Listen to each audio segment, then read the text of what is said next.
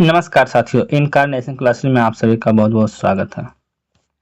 आज का ये तीसरा अध्याय है जो कि फिजिक्स का है, कार्य और ऊर्जा।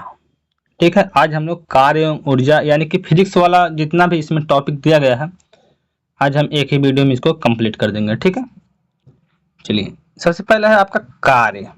देखिए, कार्य आप सभी लोग जानते हैं, जो कुछ भी कार्य किया जाता है या कोई भी शरीर के द्वारा कोई काम किया जाता है तो उसमें क्या होता है, उस यथावत स्थिति में क्या होता है, परिवर्तन होता है। अगर आप कोई भी बुक उठा के यहाँ से कहीं और रखें तो बुक में स्थिति में परिवर्तन हुआ कि नहीं, पहले इस स्थान पे थी फिर अगले स्थान पे पहुँच गई। ठीक, परिवर्तन हुआ। यानी कि जैसे अगर मान लीजिए यहाँ कोई बिंदु है, यहाँ से आप उठा के जाके यहाँ पे रख दिए तो यह आप क्या किए, आपने कुछ न कुछ क्या किया, कार्य किया है। ठीक है, इसमें कुछ न कुछ ऊर्जा लगी है। ठीक, चलिए इसकी परिभाषा क्या है कार्य का देखते हैं। किसी भी वस्तु पर कोई बल लगाने पर वस्तु बल की दिशा में कुछ विस्थापित हो जाती है। जैसे मान लीजिए यहाँ पे कोई पिंड है, इस पर आप बल लगाएं, इस पर फोर्स, तो यहाँ से विस्थापित होकर थोड़ी सी खिसक जाएगी, जिस हिसाब से आप जो है बल लगाएंगे। ठीक है, इसे ही हम कार्य कहते हैं। यह एक अदिश राशि है। ठीक है, कार्य में कोई दिशा की जरूरत नहीं होती है। ठीक है, वो आप यहाँ इधर बल लगा, इधर परिवर्तित हो गया, इधर बल लगा दिए तो इधर परिवर्तित हो गया। जिधर आप बल लगाएंगे उसके विपरीत वह वस्तु जो है विस्थापित होगी। ठीक, चलिए तो इसका मात्रक क्या हो जाएगा आपका, इसका मात्रक हो जाएगा न्यूटन मीटर या जूल। तो W बराबर क्या होगा, फोर्स इनटू डिस्टेंस। ठीक, चलिए अगला है आपका ऊर्जा। ऊर्जा क्या होता है, जिसे हम लोग इंग्लिश में कहते हैं एनर्जी। तो किसी वस्तु के कार्य करने की क्षमता को उस वस्तु की ऊर्जा कहते हैं। यह एक अदिश राशि है। जैसे जब हम किसी कार्य में कोई कार्य करते हैं, किसी वस्तु को विस्थापित करते हैं, तो उसमें जो वह बल लगता है वह एक ऊर्जा के रूप में बल लगता है। ठीक है, ऊर्जा देखिए कई प्रकार का होता है। पहले जैसे मान लीजिए आप एक यांत्रिक ऊर्जा आप समझ लीजिए, फिर इसके बाद बताते हैं। एक आपका स्थितिज ऊर्जा हो जाएगा, फिर आपका एक गतिज ऊर्जा हो जाएगा। ठीक, तो यदि किसी वस्तु में केवल यांत्रिक कारणों से कार्य करने से जितनी क्षमता होती है उसे ही हम उस वस्तु की यांत्रिक ऊर्जा कहते हैं। जैसे आप मान लीजिए यांत्रिक ऊर्जा का मतलब कोई भी आप यंत्र ले लीजिए या कोई भी आप मशीन ले लीजिए या जेसीबी लिए, ट्रैक्टर टाली या कुछ भी। जैसे मान लीजिए जेसीबी आपने लिया तो उस पर जितना उस पर फोर्स रहेगा, जितना ऊर्जा रहेगी उसमें, उसी हिसाब से वो कार्य कर पाएगा। ठीक है, तो ऊर्जा आपकी दो प्रकार की होती है। कौन कौन सी, एक आपकी गतिज ऊर्जा होती है, एक आपका स्थितिज ऊर्जा होती है। चलिए आगे देखते हैं गतिज ऊर्जा क्या होती है, जिसे हम लोग इंग्लिश में कहते हैं काइनेटिक एनर्जी। ठीक, किसी वस्तु में उसकी गति के कारण जितनी ऊर्जा निहित होती है उसे उस वस्तु की गतिज ऊर्जा कहते हैं। तो इसका फार्मूला क्या हो जाएगा, K is equal to half mv²। यानी कि m मतलब होता है द्रव्यमान और v मतलब होता है वेग। यानी कि द्रव्यमान और वेग के गुणनफल के हाफ गुणनफल के बराबर होता है गतिज ऊर्जा। ठीक, चलिए आगे बढ़े। इसके बाद आपका अगला आ जाता है स्थितिज ऊर्जा। स्थितिज ऊर्जा क्या होता है, किसी वस्तु में उसकी स्थिति के कारण जो ऊर्जा निहित होती है उसे उस वस्तु की स्थितिज ऊर्जा कहते हैं। इसे हम लोग इंग्लिश में कहते हैं पोटेंशियल एनर्जी। तो पोटेंशियल एनर्जी बराबर क्या होता है, mgh। यानी कि जैसे मास हुआ, इसके बाद ग्रेविटी, जी फॉर ग्रेविटी होता है और एच फॉर ऊंचाई होता है। ठीक, यानी कि हाइट। तो जैसे कोई भी पिंड जो भूमि पर, जैसे यहाँ पे स्थित है भूमि पर, तो वह क्यों स्थिर है, वह क्यों इधर उधर नहीं जा रहा, इधर उधर ऊपर नीचे कहीं नहीं जा रहा, क्योंकि वह जो द्रव्यमान का कुछ भार तो है ही है। इसके बाद वह ग्रेविटी के कारण और ऊंचाई के कारण उस गुणनफल के बराबर उसकी स्थिर ऊर्जा ज़्यादा हो जा रही है। ठीक है, इसीलिए वह स्थिर है, नहीं तो इधर उधर सरकता। ठीक है, बात समझ में आ रही है। चलिए, स्थितिज ऊर्जा के प्रकार, पहला आपका गुरुत्वीय स्थितिज ऊर्जा, दूसरा आपका प्रत्यास्थ स्थितिज ऊर्जा, तीसरा स्थिर वैद्युत स्थितिज ऊर्जा, चौथा है चुंबकीय स्थितिज ऊर्जा। ठीक है, अब ऊर्जा संरक्षण का नियम, ये भी बहुत महत्वपूर्ण है। ठीक, law of conservation of energy. ऊर्जा संरक्षण के नियम के अनुसार ऊर्जा कभी भी नष्ट नहीं होती है, वह केवल एक प्रकार की ऊर्जा से दूसरे प्रकार की ऊर्जा में परिवर्तित होती है। ऊर्जा ना तो उत्पन्न की जा सकती है और ना ही नष्ट की जाती है, अतः ब्रह्मांड की समस्त ऊर्जा सदैव नियत रहती है। यानी कि आप कोई भी ऊर्जा जो अगर आप लोग उत्पन्न कर रहे हैं तो वह ऐसा नहीं है कि वो आप अलग से कुछ उत्पन्न करें, वो कोई ना कोई ऊर्जा के रूप में वो है, बस उसको आप क्या कर रहे हैं, मॉडिफाई कर रहे हैं। ठीक है, जैसे आपका आप प्रकाश जलाए बल्ब, तो बल्ब जला तो उसमें जो करंट गया, उसमें जो ऊर्जा लगी तो वो प्रकाश ऊर्जा में बदल गई, ऐसा नहीं कि वो नष्ट हो गया। ठीक है,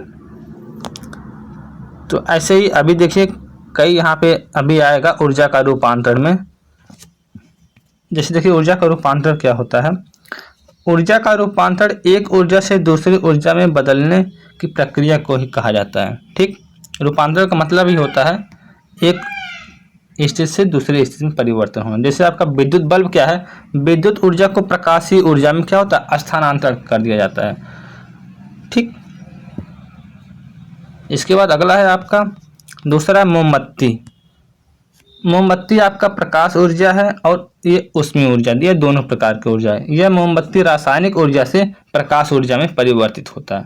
ठीक, दूसरा है आपका लाउड स्पीकर। लाउड स्पीकर क्या होता है, विद्युत ऊर्जा को ध्वनि ऊर्जा में परिवर्तित करता है या रूपांतरण करता है।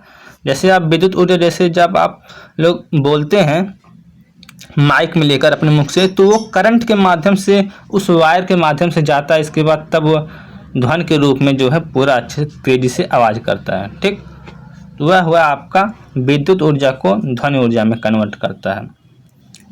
इसके बाद अगला है माइक्रोफोन। माइक्रोफोन होता है ध्वनि ऊर्जा को विद्युत ऊर्जा में रूपांतरण करता है। ठीक, जैसे जब आप लोग माइक लगाते हैं, जैसे यहाँ पे नहीं कॉलर में सब लोग लगा के बोलते हैं माइक में, तो जब माइक में बोलते हैं तो वह ध्वनि ऊर्जा से आपकी जो आवाज़ है वह ध्वनि को विद्युत में पहले परिवर्तित करता है, तब वो केबल में होके जाता है, फिर तब वो आवाज़ करता है उधर जाके। ठीक है, लाउड स्पीकर में। अगला है बिजली के पंखे। विद्युत ऊर्जा को यांत्रिक ऊर्जा में परिवर्तित करता है। जैसे जब आप करंट देते हैं तो वह कौन सी ऊर्जा होती है, वह विद्युत ऊर्जा होती है। इसके बाद जब पंखे में जब जाता है तो फिर वह जो है हवा देने लगता है, पंखा चलने लगता है, तो वह आपका यांत्रिक ऊर्जा में परिवर्तित हो जाता है। ठीक, इसके बाद अगला है आपका डायनेमो। डायनेमो क्या करता है, यह भी आपका यांत्रिक ऊर्जा से विद्युत ऊर्जा में रूपांतरण करता है। अगला है सितार, यह भी यांत्रिक ऊर्जा को ध्वनि ऊर्जा में रूपांतरण करता है। ठीक है, इसके बाद अब अगला टॉपिक है या अगला चैप्टर है मशीन। अब मशीन के बारे में पढ़ना है। तो मशीन क्या होता है, मशीन एक ऐसी युक्ति है जिससे किसी सुविधाजनक बिंदु पर बल लगाकर या किसी अन्य बिंदु पर रखे भार को उठाया जाता है, इसे ही सरल मशीन कहते हैं। देखिए मशीन का दैनिक जीवन में बहुत उपयोग है। जैसे आपका उत्तोलक हुआ, घिरनी हुआ, स्क्रू हुआ, और ये सब जो है क्या, ये सब मशीन ही तो है। घिरनी से क्या करते हैं हम लोग, बहुत सी वजन चीज़ें जो होती हैं बहुत ही आसानी से उसको उठा लेते हैं। स्क्रू की मदद से जो है, स्क्रू ड्राइवर की मदद से जो है हम लोग स्क्रू को अच्छे से जो खोल लेते हैं, तो वह भी क्या है, एक मशीन है। आजकल मशीन के माध्यम से हम लोग बहुत से कठिन कार्य को जो है आसानी पूर्वक कर लेते हैं। ठीक, अगला है यांत्रिक लाभ। इसका लाभ क्या है, उठाए गए बोझ तथा लगाए गए बल की निष्पत्ति को ही हम यांत्रिक लाभ कहते हैं। ठीक है, यांत्रिक लाभ बराबर होता है W/F, यानी कि उठाया गया बोझ बटे लगाया गया बल। इसके बाद अगला है उत्तोलक। उत्तोलक क्या होता है, यह भी बहुत महत्वपूर्ण है टॉपिक। उत्तोलक एक मुड़ी हुई अथवा सीधी मजबूत छड़ होती है। इस छड़ को एक बिंदु के सापेक्ष घुमा सकते हैं। इसमें 3 भाग होते हैं इसके। पहला आपका होता है आलम्ब, फिर दूसरा होता है आयास और तीसरा होता है भार। सबसे पहले देखेंगे आलम्ब क्या होता है। जिस निश्चित बिंदु के चारों ओर उत्तोलक की छड़ स्वतंत्रता पूर्वक घुमाई जाती है, वह आपका आलम्ब होता है। ठीक, आयास क्या होता है, अभी समझाते हैं एक चित्र में, अभी इसका चित्र भी बना है। उत्तोलक को उपयोग में लाने के लिए उस पर जो बल लगाया जाता है उसे ही आयास कहते हैं। जैसे देखिए इसके बाद तीसरा क्या है, भार।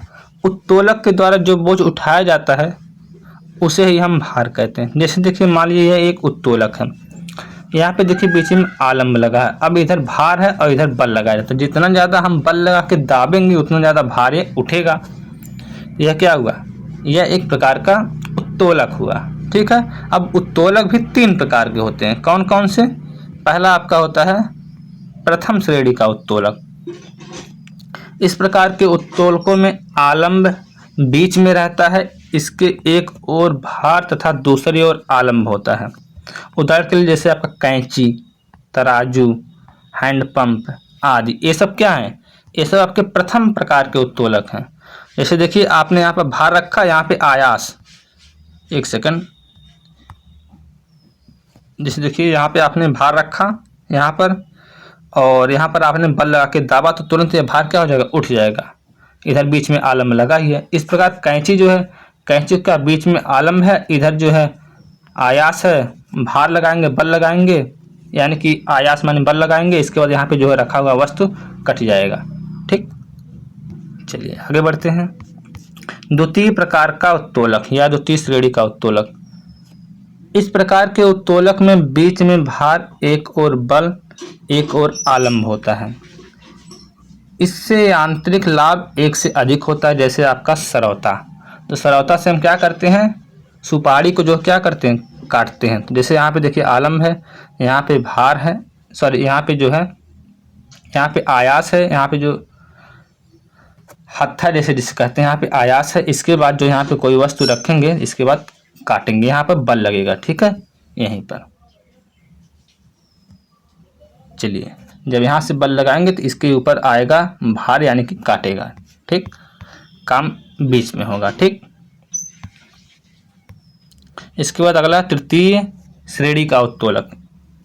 इसमें बीच में बल लगाते हैं और एक किनारे पर आलम्ब और दूसरे किनारे पर भार होता है। इससे यांत्रिक लाभ एक से कम होता है। जैसे आपका मान लीजिए चिमटा, चिमटा जो हुआ ना, आप क्या करेंगे, बीच में उसको नहीं, उसको आप जो बीच में जो है दबाएंगे और एक किनारे पर उस पर कार्य होगा, यानी कि इस पर अगर आप दाब देंगे कार्य यहाँ पे होगा। ठीक है, और यहाँ से जो है जुड़ा हुआ रहता है, ये आपका जुड़ा हुआ रहता है। ठीक है, जैसे आपका देखिए यहाँ पे दिया है भार, आयास और आलम्ब, तो इसमें बल जो होता है वो बीच में लगाया जाता है, यहाँ पे दाबा जाता है, इस दोनों पर दाबा जाता है, तो यहाँ पे किनारे पे कार्य होता है। ठीक, इस प्रकार ये आपका तीनों उत्तोलक खत्म हो गया, यानी कि फिजिक्स वाला चैप्टर पूरा कंप्लीट हो गया। फिर अगला है आपका दूसरा चैप्टर है, वो बायोलॉजी से रिलेटेड है। तो मिलते हैं फिर आपसे एक नेक्स्ट वीडियो में। हम ज़्यादा बात ना करते हुए इसी प्रकार हम अपनी सीरीज चलाते रहेंगे। ठीक है, अगर कोई आपको डाउट होगा तो आप लोग जो है डाउट जो है कमेंट बॉक्स में पूछ सकते हैं। बाकी नीचे दिए गए डिस्क्रिप्शन बॉक्स में हम टेलीग्राम का लिंक दे दिए हैं, वहाँ पर अपना PDF इसका डाल दिया करेंगे। ठीक है, तो thank you, bye bye, take care. मिलते हैं फिर आपसे एक नेक्स्ट वीडियो में।